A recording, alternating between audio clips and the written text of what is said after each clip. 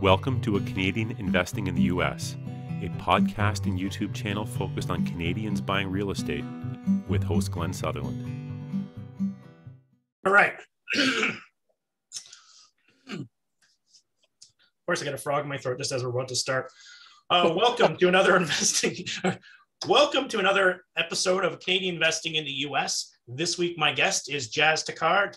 Jas, let's start back and tell us a bit of your story, how you got to what you're doing, and then we'll jump into this. Yeah, I appreciate it, Glenn. I mean, first and foremost, thanks for having me on.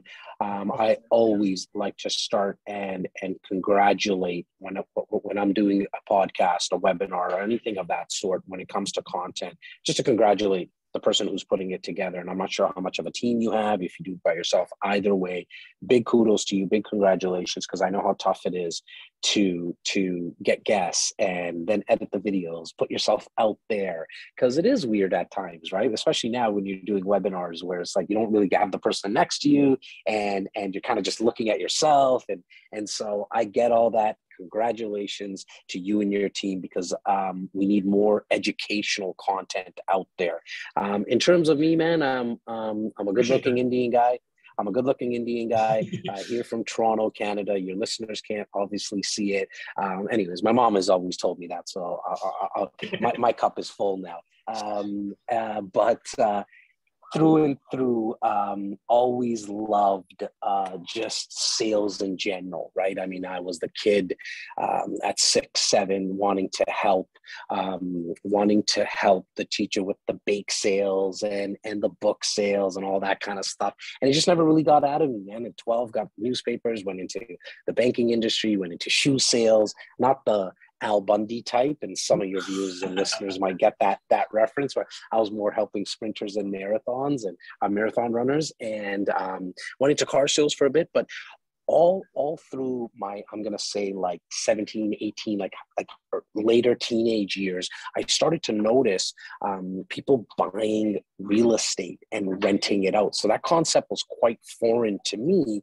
My father being a taxi driver his whole life, my mother being a factory worker, it was like they came to Canada from India in 1974, and it was work, put all your money in the bank because it's the safest place to put it, invest into IRAs and RRSPs here in Canada, and it's the best way to grow your wealth, and don't take your money out of the bank. And so they really believed in, at the end of the work, like at the end of the day, like the propaganda and the amazing marketing that the banks did, right? And I don't blame them. The banks are not a nonprofit organization, but no one really sat down with my parents and explained to them the wealth, the generational wealth that could be created through real estate. But I saw friends' parents do it. I saw a couple of my uncles do it. And especially like on my street, you know, the older Italian couple who owns 7 properties, and you see him and her cleaning the properties in the summer, shoveling the snow, and you're like, do they live in all these houses? And then when you get to talk to them, it's like, no, I rent it out. And so 2021 age, like I really want to get involved. But because I also had this knack for sales, I said, why don't I just kind of mesh the two? Why don't I become a real estate broker while I get my license? And the process of getting my license, I'll learn about investing. Anybody knows who goes through a licensing process in any state or province in North America, like the licensing process doesn't teach you how to invest. I thought it did. I was naive. It really just makes sure that you don't get sued, as that is very important. But I 23 got licensed, and I just wanted to start to look for properties to invest in them as income properties. I didn't really care for, and I think we'll talk about that. We spoke a little bit a minute off air. Like I'm personally into looking for the 1 doors, 2 doors, 3 doors. But while now 17 years that I've been in this real estate business, I've amassed a team of 54 agents, and we help a little over 700 clients. I don't say that to impress anyone. It's really to impress upon people where a lot of the data is going to be coming from today. Right. No, love it. It's good to see, you're good to know you're not talking to someone who's, you've established yourself, right? So you work with these real estate investors who are looking to do this. How does this go? How do you figure out what they're looking for, how to build their systems up, how to help them to figure out what they want, and then how to get it to them? Like there's a big bunch of steps in there. Yeah, so I think first and foremost, I think at the highest level, the step that I started to take about 4 years ago, I started to work with investors probably about 9 to 10 years ago, but 4 years ago, I started with content creation, meaning doing conversations like this, doing 30-second videos, podcasts, like I have my own podcast, a lot of blog writing, emails to our client database from the perspective of education. So at the highest level, to get into into my ecosystem, you probably saw a piece of content, video, audio, the written word, or some images on one of the social platforms. I mentioned that, Glenn, because I think it's very important. That is something that we did differently, myself and my team, where we said, okay, we're just going to put out the education, absolutely free. Not that there's anything wrong with like memberships and charging for coaching and all that kind of stuff. It's just not going to be our business model. We are going to educate people on what we think is the best investment that you can make. Second, really, I think that the best investment you can make is into yourself, first and foremost. Listen to Glen's podcast, this one or his other one, like, you know what I mean? Like actually consuming the content, right? And getting educated. Number two is real estate. Why? I mean, we know you can leverage, it's generational, it can be passed on. There's so many ways that you win with real estate. And so we also believe heavily in the buy and hold strategy. So I have clients who come to me that want to, after watching something on HGTV or Bravo TV, flip this, flip that. And not to say that it doesn't work for people, but we just believe the best way to create wealth in real estate is just hold on to it to dear life. Never sell it. Use it as an ATM, meaning refinance it, go back, pull out equity. As long as you take care of your tenants and you think about it from a business perspective, that you'll be able to do that. Well, like in any business, there's internal theft, there's external theft. Stuff happens, but the store doesn't shut down. You know, Apple doesn't shut its store down because somebody stole an iPhone, you know? And so that's the same thing. Tenants don't pay. That happens, but you can probably count on one hand personal horror stories that you've had with tenants. So for us, it all starts at the highest level with education. It then goes into what we call a real estate action plan. For short, we call it a REAP, R-E-A-P. And the real estate action plan is really getting to know the client. In the financial world, it's called a KYC, know your client. We call it, again, a real estate action plan, where we're trying to find out, Mr. and Mrs. Client, what are you trying to accomplish long term? Once we start to get that information, along with what capital do you have to invest in cash in your bank account, under the pillow, under the mattress? What do you have in registered funds? Because there's ways to invest your registered funds into real estate, as well as what equity do you have in your principal residence, along with, is there other income properties that you own? So now we get the base, the foundation of what is actually possible from a financial perspective. We then have them sit down with an independent mortgage broker. As the real estate broker, I like to think I'm the most important person in the process. The truth of the matter is, it is a mortgage broker, because what he or she is able to do is they're going to get us the actual financing. And so after that is done, we're then going to find out some of like, look, if someone's a doctor or they work, you know, in any job, 12, 13 hours a day, they have 3 kids, it's a single mom, it's a single dad, they probably shouldn't be investing into a student housing property, because you're going to be getting calls at 2:00 in the morning that the students are fighting. It might not be the best match, right? And so we have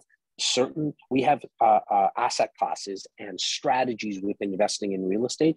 Our job, to answer your question, Glenn, is to see like what's going to be the best fit for someone. And what I found after the 10 years that we've been working primarily with investors is most people think that they want to get a hammer, get a crew, fix the home because it looks sexy, and I get it. Yeah. It looks like it's done in 22 minutes on TV, but For the people that know that it's not done in 22 minutes, what they don't know is that person's been doing it for a very long time. They have a team. What we found, most people just want something that's turnkey. Turnkey, it covers itself. Is the cash flow something that, like, is it a bonus? Yes. Like, if you're making $1,000 a month of property, that's fantastic. We educate our clients. Look, if you're working and you have a day job, let that pay your bills. Let real estate be the vehicle that you build equity with, meaning we don't want you to have to put money in out of your pocket to service a property. But if it's covering all your expenses, you also need to look at the other ways you're winning. The value's going up here in the Greater Toronto Area, Glen. It's a proven fact. It's not like I left my crystal ball at home today. So like I can't give you the forecast based on my crystal ball, but what I can tell you is history as our teacher. Every decade in our 50-mile radius here in the Greater Toronto Area in Canada, values double for the last 100 years. Sorry, how often do they double? Every decade, they double. And that's a sample size of 100 years. Now, somebody will say, okay, that's too big now. Great, let's go to the last 40 years. For the last 40 years, we've been seeing a 7.3% year over year compounding. And Albert Einstein said it himself, the best invention in the world was compound interest. And I believe that. And so that's the last 40 years. In the last decade, just the last decade alone, we've seen close to 14%, 13.6%. I mean, but let's call that an anomaly. Let's not even look at the last decade. You put leverage on this too, right?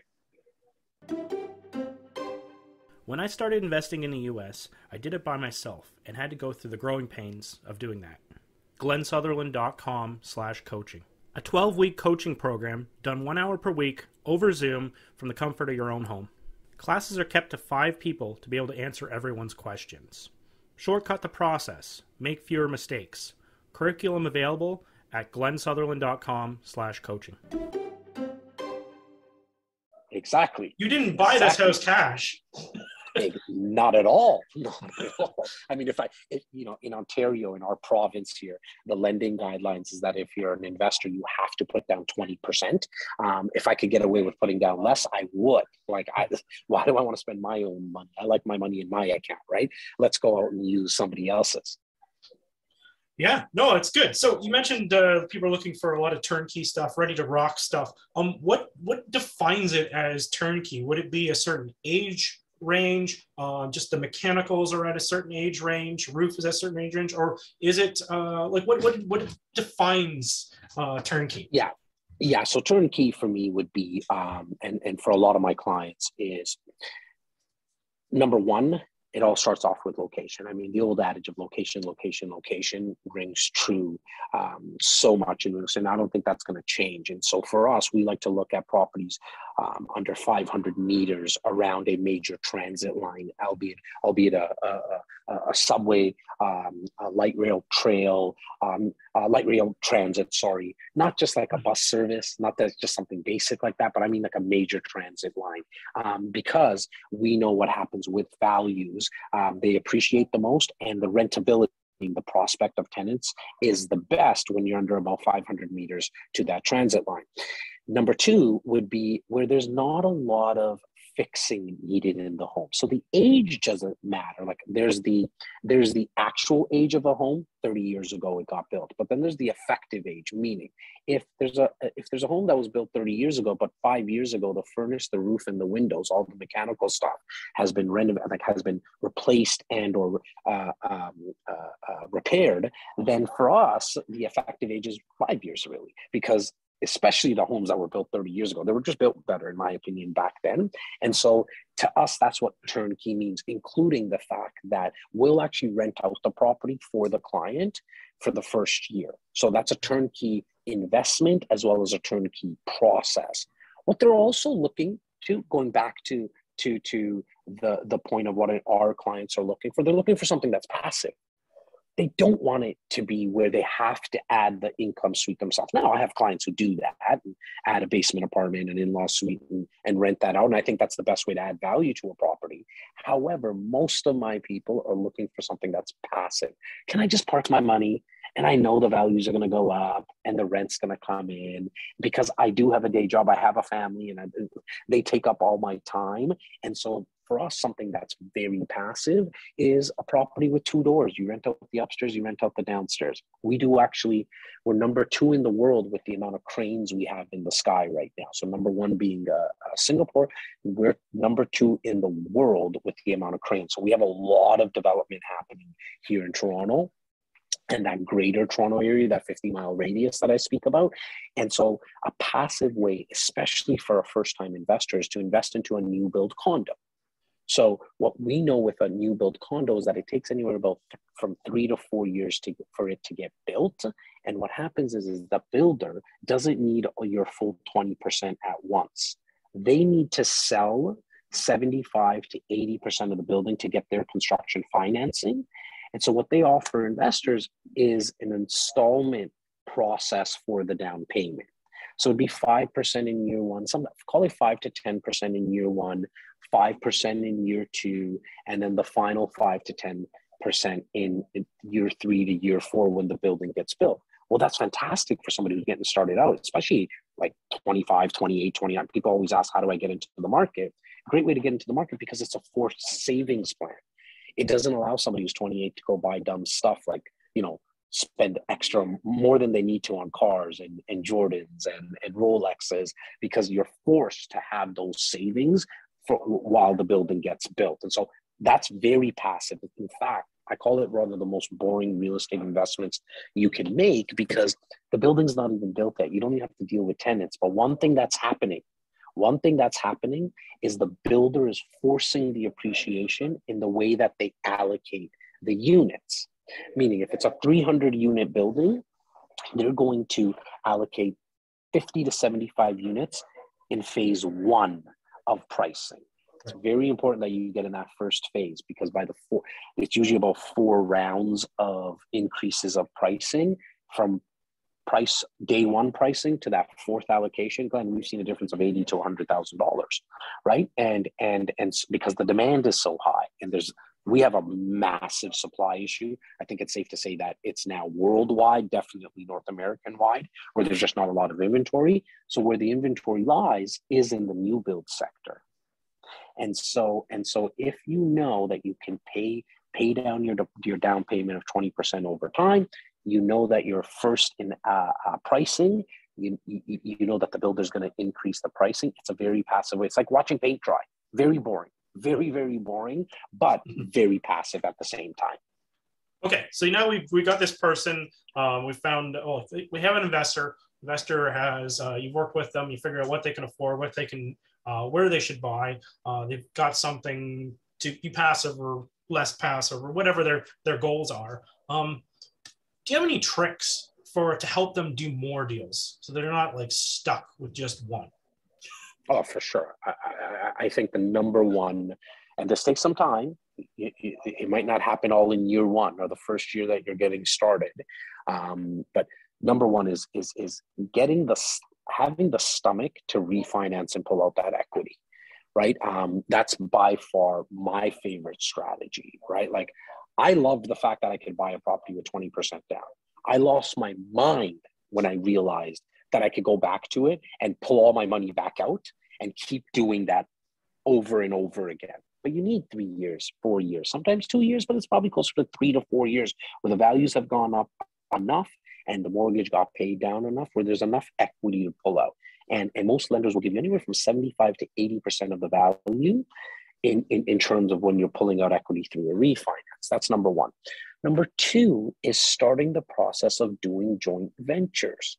Like for me, 50% of a deal is better than having no deal whatsoever. And so surrounding yourself through investment groups, webinars, just getting to know other people that are in the world of real estate investing. And I think one of the easiest ways to do that is to be part of some type of investment group and talking to friends and family. And I know the thought of, you shouldn't do business with family and friends, but maybe not all your family and friends are negative, right? And so doing joint ventures is by far one of the easiest ways to grow your portfolio, because yes, you might not be able to get the financing for a property, but you have cash. And Glen doesn't have the cash right now, hypothetically speaking, but has the ability to get the financing, right? So why not do a 50-50 deal? Like, I'm whichever, however you throwing those numbers off the top of my head, yeah. Right? And exactly. And so I think joint ventures are a fantastic way to do it. Number 3 is you should have 2 to 3 independent mortgage brokers always on speed dial, because they also have access to private money, meaning that one of the banks or the lenders might not want to give you money like an institution, but there's people who will lend you money privately at a higher interest rate. People get scared. Like, I know the interest rates right now are historically low, but when you tell them that it's through private money, it's double, even triple. I don't care what the interest rate is, as long as I can get the financing and my cost of borrowing, my property tax, all my expenses are being covered. If they're being covered, who cares what the interest rate is, right? Like, we get sticker shocked with the higher interest rates. However, if you couldn't get access to that money, and the only way to get access to that money is at a higher interest rate, if the numbers make sense, get rid of the emotion. So the 3 ways are definitely, number 1, get the stomach to be able to refinance your principal residence as well. I know we're taught not to do that. We're always taught pay down the mortgage as quickly as possible. Number 2, be open to joint ventures. And number 3, have 2, 3, 4 independent mortgage brokers on speed dial. Love it. And yeah, the sticker shock, if you're going to get sticker shock in Canada, you're going to have you're going to get a kick to the face in the US. That's one. The advantage of the Canadian real estate investing is the interest rates are way, way less. And I love the JV strategy. I know whenever I was new and I had a bunch of rental properties, I'd look at it and I go, whenever I have these all paid off in 25 years, then they're going to cash flow so much. And like in my retirement, I'm going to be making so much money. But like as you learn, as you grow through this, you're like, that's the stupidest thing to do, is to pay these things off, especially at these record low rates. You're like, because what is, maybe I'll ask you this. What does the equity in your property return? Big nothing. Infinite. Well, if you bought a place for $500,000 and now it's worth $1 million, and you're like, that $500,000 you earn nothing on. You're better to refinance it, put that money to work. Can you earn better than the 1.5%, 2% to do this, or 2.5%? I don't know. We know what you'd get for rental properties these days in Canada. But I know my principal one's 1.5%. Can you earn better than that amount doing more real estate? Of course. Refinance, pull the money out, do more projects. That $500,000 that could be stuck in this property, you could turn it into several properties. You could keep scaling this up. And 100%, right? And if you don't do it, I think you really need to understand that your principal residence is actually a liability. It's really not an asset, right? Like, because it costs you money.